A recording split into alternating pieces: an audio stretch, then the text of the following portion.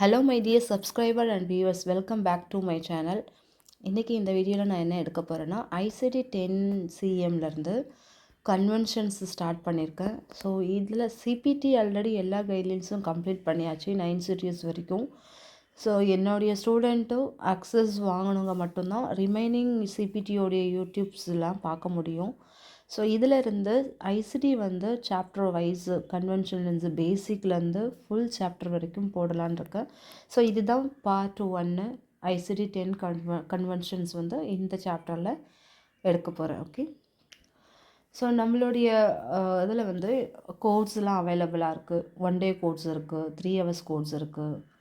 சிபிசிக்கு இம்பார்ட்டண்ட்டான கொஷின்ஸ்லாம் இருக்குது. ஸோ அதிலேருந்து கண்டிப்பாக 90% கொஷின்ஸ் அதிலேருந்து தான் கேட்குறாங்க. ஸோ அந்த மெட்டீரியல்ஸும் நம்மக்கிட்ட அவைலபிளாக இருக்குது. ஸோ இதில் தமிழ்லேயும் எடுக்கிறேன், இங்கிலீஷ்லேயும் எடுக்கிறேன். யாராவது வில்லிங்காக இருந்துச்சுனாக்கா ஜாயின் பண்ணிக்கோங்க. இதுக்கு முன்னாடி சேனலை சப்ஸ்கிரைப் பண்ணாமல் இருக்கிறவங்க ப்ளீஸ் சேனலை சப்ஸ்கிரைப் பண்ணிவிட்டு பக்கத்தில் இருக்கிற பெல் பட்டனை ப்ரெஸ் பண்ணிங்கன்னா என்னுடைய ஃப்யூச்சர் வீடியோஸ் எல்லாமே உங்களுக்கு நோட்டிஃபிகேஷனாக வரும்.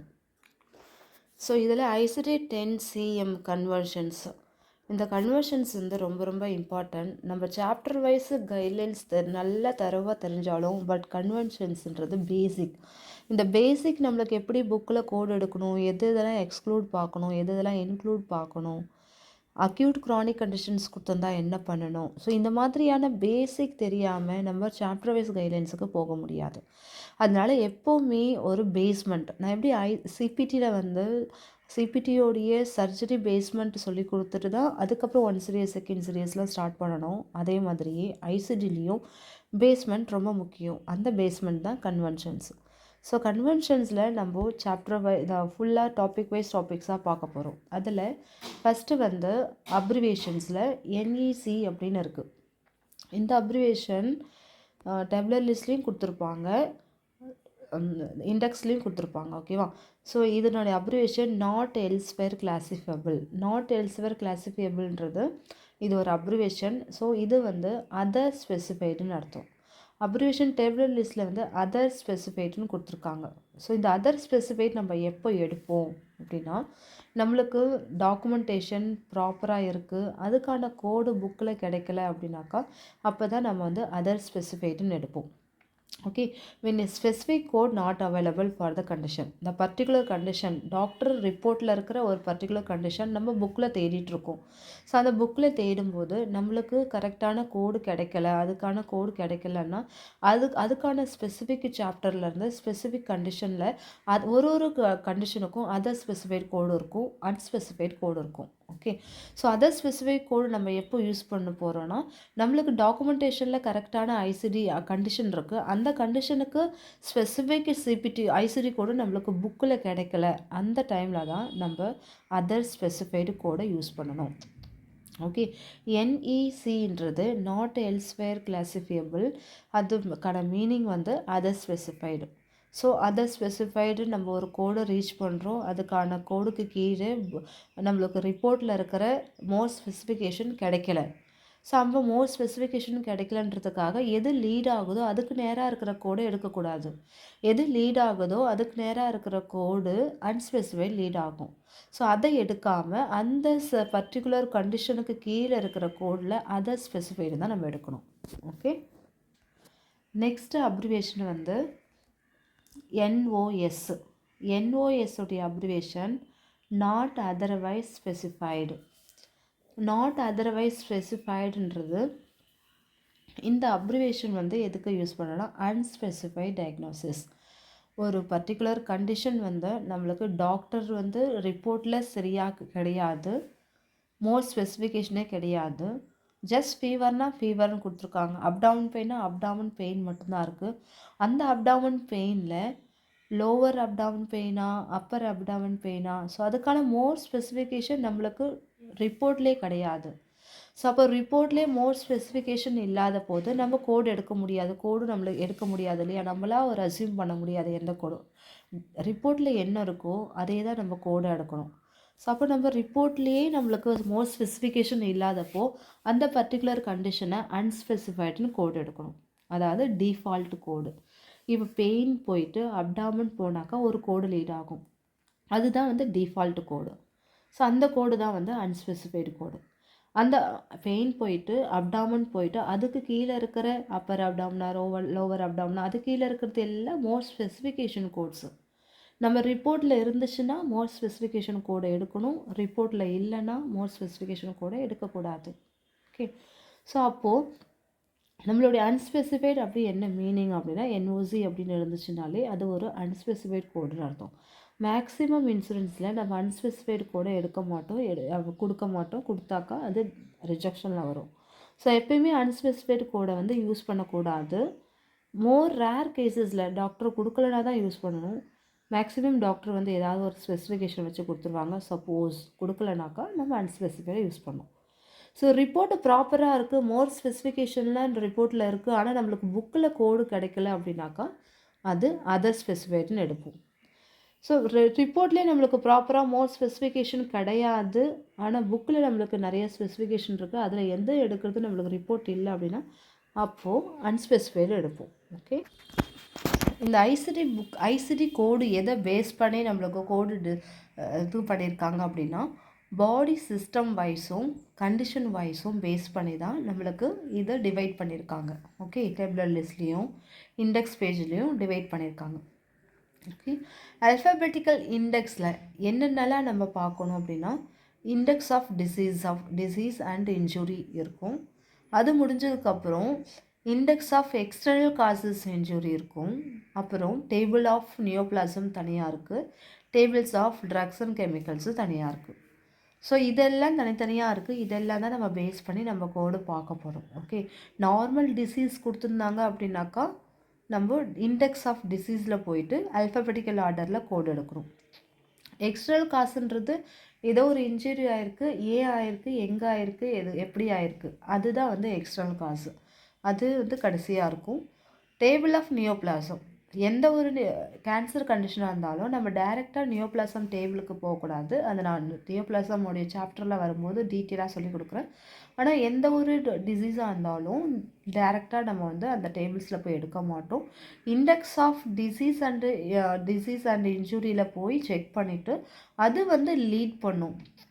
கோ டு நியோபிளாசம் டேபிள், நியோபிளாசத்தில் பினைன் எடுக்கணுமா இல்லை மேலிக்னன்ட் எடுக்கணுமா அப்படின்னு அது வந்து லீட் பண்ணும். அப்போ தான் நம்ம அதுக்கப்புறம் தான் நம்ம நியோபிளாசம் டேபிள் போக போகிறோம். ஓகே, இது வந்து நான் டேபிள்ஸில் நியோபிளாசமோடைய சாப்டர்ஸ் தனியாக வரும் இல்லையா, அதில் நான் டீட்டெயிலாக எடுக்கிறேன். பட் பேசிக் வந்து நம்மளுக்கு என்னென்ன இண்டெக்ஸ் அல்ஃபபெட்டிக்கல் இண்டெக்ஸில் என்னென்னலாம் லிஸ்டட் இருக்குன்னா index of disease and injury, index of external causes, table of neoplasm and table of drugs and chemicals, இதெல்லாம் இருக்குது. ஓகே, இப்போ ஐசிடியோடைய ஃபார்மேட்டை பற்றி பார்க்கலாம். ஐசிடி கோடு இருக்கு இல்லையா, எத்தனை டிஜிட் இருக்குது, எந்த இடத்துல புள்ளி வரும், ஸோ அதில் எத்தனை டிஜிட்டில் ஃபஸ்ட்டு டிஜிட்னால் என்ன மீனிங், செகண்டுக்கு என்ன மீனிங், அடுத்தடுத்துக்கு என்ன மீனிங், ஸோ எப்படி நம்மளோட அந்த கோடுடைய ஸ்ட்ரக்சர் எப்படி இருக்குன்னு பார்க்கும். ஸோ சிபிடியில் இதை மாதிரி நான் சொல்லி கொடுத்துருக்கேன். கோடுடைய ஸ்ட்ரக்சர் ஜஸ்ட் 5 கோடு இருக்குது. அல்ஃபா கிடையாது, ஒன்லி நியூமரிக்கல் மட்டும் தான். ஆனால் நம்மளுக்கு ஐசிடி கோடை பொறுத்த வரைக்கும் அல்ஃபா நியூமரிக்கல் ரெண்டுமே கலந்துருக்கு. ஓகேவா, அல்ஃபாபெட்டிக்கலும் இருக்கும், நியூமரிக்கல் கோட்ஸும் இருக்கும். இது ரெண்டுமே கலந்துருக்கிறது தான் நம்மளுக்கு ஐசிடியோடைய கோட் செட்டப். ஓகே, இதில் கேட்டகரி வைஸ் ஃபஸ்ட்டு கேட்டகரி, அப்புறம் சப் கேட்டகரி, அதுக்கப்புறம் கோடு, ஃபைனல் கோடு லீட் ஆகும். இதை பேஸ் பண்ணி தான் கொடுத்துருக்காங்க. ஓகே, அதுக்கப்புறம் character for the category sub category codes maybe either லெட்டரில் இருக்கலாம் இல்லை நம்பர்ஸில் இருக்கலாம். இந்த கேட்டகரிஸ் கோட்ஸ் இருக்கு இல்லையா, அது வந்து நம்பர்ஸில் இருக்கலாம். ஃபஸ்ட்டோடைய டிஜிட் எப்பயுமே நம்மளுக்கு லெட்டர்ஸில் தான் இருக்கும். ஓகே, அதுக்கப்புறம் தான் நம்பர்ஸு, அப்புறம் லாஸ்ட்டாக வந்து நம்மளுக்கு எக்ஸ்டர்னல் ஒரு இன்ஜுரி கோட்ஸ்லாம் டிஎஸ் அப்படின்னு நம்மளுக்கு லீட் ஆகும். Okay, so all categories are 3 characters. கேட்டகரின்றது 3 கேரக்டர், அதாவது ஒரு டிஜிட், ஒரு கோடில் 7 டிஜிட் டோட்டலாக ஐசிடி கோடு அப்படின்னா ஃபஸ்ட்டு 3 டிஜிட்ன்றது தான் category. Okay, first 3 category that has no further. Okay, சில டைம் வந்து ஃபஸ்ட்டு 3 டிஜிட்லேயே கம்ப்ளீட் கோடு வந்து முடிஞ்சிடும் சில கண்டிஷன்ஸுக்கு. ஆனால் ஒரு சில கண்டிஷன்ஸுக்கு வந்து அந்த மாதிரி முடியாது. ஸோ ஃபஸ்ட்டு 3 கேட்டகரி, அதாவது ஒரு கேட்டகரியில் 3 ஃபஸ்ட்டு 3 டிஜிட்ன்றது தான் கேட்டகரி. ஓகேவா? அந்த ஒரு சில கண்டிஷன்ஸ்லாம் அந்த 3 டிஜிட்லேயே கம்ப்ளீட் கோடு வந்து முடிஞ்சிடும். அது பட் நிறைய கண்டிஷன்ஸுக்கு வந்து அந்த மாதிரி ஃபஸ்ட்டு 3 டிஜிட்லேயே கோடு வந்து கம்ப்ளீட் ஆகாது. அதுக்கப்புறம் ஃபர்தர் டிஜிட்டில் என்ன அப்படின்றத நம்ம செக் பண்ணணும். ரிப்போர்ட்டில் என்ன இருக்குது, கோடு என்ன லீட் ஆகுதுன்னு பார்த்து கரெக்டாக எடுக்கணும். ஓகே, நெக்ஸ்ட்டு கோடோடைய ஸ்ட்ரக்சர் வந்து இந்த மாதிரி தான் இருக்கும். ஃபஸ்ட்டு 3 டிஜிட்ன்றது தான் கேட்டகரி. ஓகே, இதுதான் கேட்டகரி. ஃபஸ்ட்டு டிஜிட் எப்பயுமே லெட்டரில் தான் இருக்கும், ஏபிசிடி லெட்டரில் தான் இருக்கும். யூ மட்டும் யூஸ் பண்ணல, மீதி இருக்கிற எல்லா லெட்டர்ஸும் இருக்கும். லாஸ்ட் டிஜிட்டும் லெட்டர்ஸில் இருக்கும் ஒரு சில கண்டிஷனுக்கு, மிடில் ஒரு சில கண்டிஷனுக்கு லெட்டரில் வரும். ஸோ ஃபஸ்ட்டு லெட்டரில் வரும், அதுக்கப்புறம் இது நம்பரில் இருக்கும், நெக்ஸ்ட்டு இதுவும் நம்பரில் தான் இருக்கும். Okay, so first second digit நம்பரில் இருக்கும், தேர்ட் டிஜிட் நம்பரில் இருக்கும். ஃபஸ்ட்டு 3 டிஜிட்ன்றது தான் கேட்டகரி சொல்லுவாங்க. அதுக்கப்புறம் புள்ளி வைக்கணும். புள்ளி வச்சதுக்கப்புறம் ஃபர்தராக டிஜிட் வந்து எக்ஸ்டெண்ட் ஆகும். ஸோ பேஸ்ட் ஆன் த கண்டிஷனை பேஸ் பண்ணி நம்மளுக்கு கோடு வந்து எக்ஸ்டெண்ட் ஆகும். ஓகே, ஸோ ஒரு எக்ஸாம்பிள் வச்சு இந்த எக்ஸாம்பிளில் injury of poisoning certain other external cause related to a single body and organ. So S86 எஸ்ன்றது நம்மளுக்கு டிஜிட்டில் கொடுத்துருக்காங்க இல்லையா, அதாவது ஃபஸ்ட்டு டிஜிட்டு வந்து லெட்டரில் கொடுத்துருக்காங்க. ஓகே, அதுக்கப்புறம் ரெண்டுமே வந்து நம்பர்ஸில் கொடுத்துருக்காங்க. ஓகே, அதுக்கப்புறமேட்டு சைட்டோடைய சிவியரிட்டி பேஸ் பண்ணி சைட்டோடைய லேட்ராலிட்டி பேஸ் பண்ணி டிஜிட் வரும்.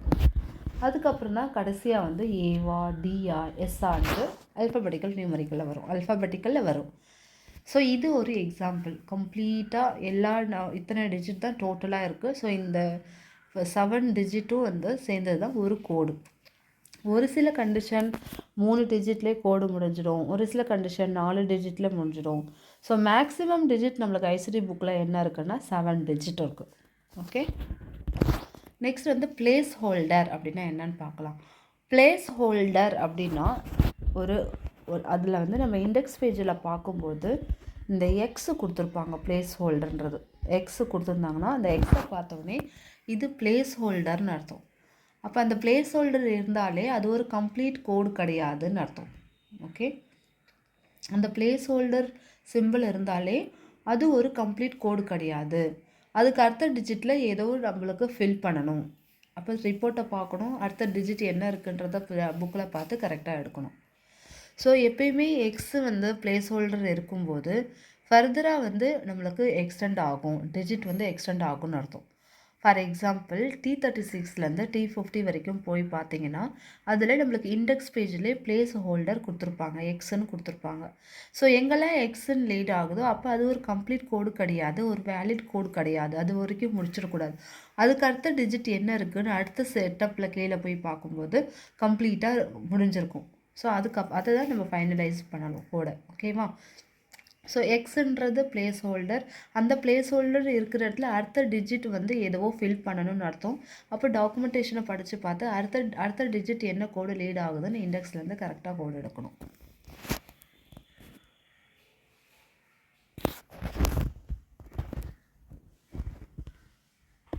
எஸ் சீரீஸ்லலாம் 7 டிஜிட்டும் இருக்கும் இல்லையா, அந்த 7 டிஜிட்டில் கடைசி டிஜிட்டு தான் வந்து ஏவா இல்லை டியா எஸ்ஸான் இருக்குது. ஜஸ்ட் ஒரு பேசிக்காக இப்போ தெரிஞ்சுக்கோங்க. ஏனா நம்ம எப்போ சூஸ் பண்ணணும், டினா எப்போ சூஸ் பண்ணணும், எஸ்னா எப்போ சூஸ் பண்ணணுன்றத அந்த சாப்டர் வரும்போது நான் டீட்டெயிலாக எடுக்கிறேன். ஓகே, ஸோ 7th கேரக்டரில் இதுதான் 7th ஃபைனல் கேரக்டர் இது தான். அதில் ஏடிஎஸ் அப்படின்னு நம்மளுக்கு கோட் கேட்டகரைஸ் பண்ணியிருக்காங்க. டிஜிட்டு லெட்டர்ஸில் தான் எப்பயுமே முடியும். ஸோ அந்த லெட்டருக்கான மீனிங்ஸில் நம்ம சாப்டர் வைஸ் பார்க்கும்போது பார்க்கலாம். Okay, punctuation. நெக்ஸ்ட் வந்து பங்க்சுவேஷனோட சிம்பிள் தான் இது. ஓகே, இந்த பங்க்சுவேஷன் சிம்பிள் வந்து சிம்பிள்ஸ் நம்ம எதுக்காக, ஸோ இந்த பங்க்சுவேஷன் சிம்பிள் வந்து நம்ம ரொம்ப முக்கியமாக பார்க்கணும். இந்த ப்ராக்கெட் எதுக்காக இந்த டேபிளர் லிஸ்ட்டில் யூஸ் பண்ணுவாங்க, எதுக்காக ப்ராக்கெட் யூஸ் பண்ணுவாங்கன்னா அல்டர்னேட்டிவ் வேர்ட்ஸுக்கு, இல்லை அதனுடைய எக்ஸ்பிளன்டரி ஃப்ரேசஸ்க்கு, சினானிம்க்கு, இதெல்லாம் ஒரு கோடு கொடுத்துட்டு அந்த கோடு பக்கத்தில் ப்ராக்கெட்டில் கொடுத்துருப்பாங்க. ஓகே, ஸோ இதனால் அந்த கோடு சேஞ்ச் ஆகாது. ஜஸ்ட் அந்த ஒரு பர்டிகுலர் கண்டிஷனுக்கான அல்டர்னேட்டிவ் டேர்ம்ஸ் தான் அந்த ப்ராக்கெட்டோட கொடுத்துருப்பாங்க.